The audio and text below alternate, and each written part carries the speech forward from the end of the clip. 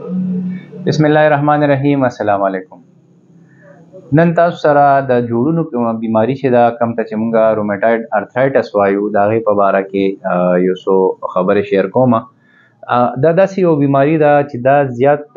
خلکو کې د دې وړو جوړونه چې دي کم خاص کر د لاسونو دا جوړونه چې دي په دې باندې په دې کې اکثر په یو ټایم باندې زیات جوړونه دا د دې خاص نښه ده چې هغه کم از کم شپږ یا لس یا داسې 15 پورې جوړونه ډیفرنٹ کیدی شي چې په هغې باندې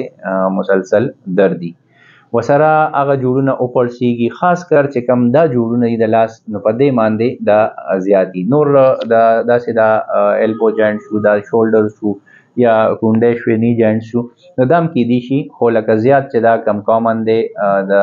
دا په دې جوړونو باندې د لاس دا واړه جوړونه چې په دې کې سحر کې اکثر بیمار وایي چې سحر زه راپاسم زما دا جوړونه انختي یا ډېر زیات پړسېدلي مې درد هم ډېر زیات کوي. یو خو دا هسټري یا دویم داسې په دې کې کم مین دغه چې دی نو اکثر چې موږ ته کم مریض راشي نو دا مخکې نه ډایګنوز شوي خو هغه کم د ریلیونټ ټیسټونه یې هغه هم شوي خو هغه په فلیر کې راشي، لکه د هغه تکلیف هغه ټایم سره ډېر زیات شوي، پړسو به زیات شوي، جوړې نښتي نو هغه دغه سره راشي. خو که فرض که چاته پته نی نو خو دا ده چې لکه د هغې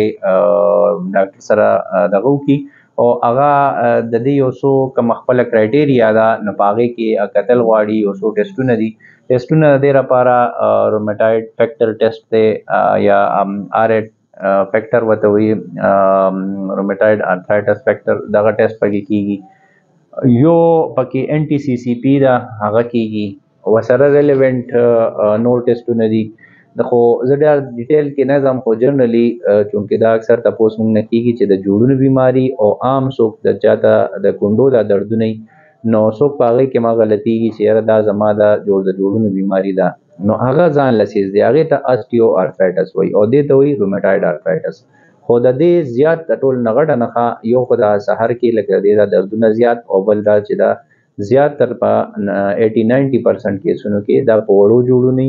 د دې لاسونو دا او د خپو دا ګوتې چې کمې دي نو زیاتر د دې په جوړونو باندې او پړسو پکې راځي، انخلي او سحر کې لږ زیات دي. نو یو خو په دې کې دا ډفرنس دی. او اسټیو چې کم دی اسټیو ارثرایټس نو هغه په کونډو باندې زیات دي، کم د خپو دا کونډو جوړونه چې دي. او علاج چې کم دغه دی د هغې ټریټمنټ بدل دی، د دې بدل دی دې کې مختلف قسمه د بیماری د کنټرول میډیسن دغه کوو چې دا بیماری ورسره کنټرول وي. څنګه چې د شوګر د کنټرول میډیسن نو هغې دا ډیمارډ ټیبلټس یا مختلف دغه کې راځي ټیبلټس دي، هغې کې میتوټریکسیټ دي، دغه شان هایډروکسي کلوروکوین دي او هغه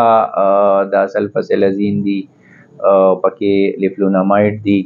او اوس پکې نوې دغه یو دوه ډرګس چې کوم ته جیک انهیبیټرز وایي هغه راغلي دي، هغې ډېر زیات ښه ریسپانس دی او بیمار اکثر چې دی نو د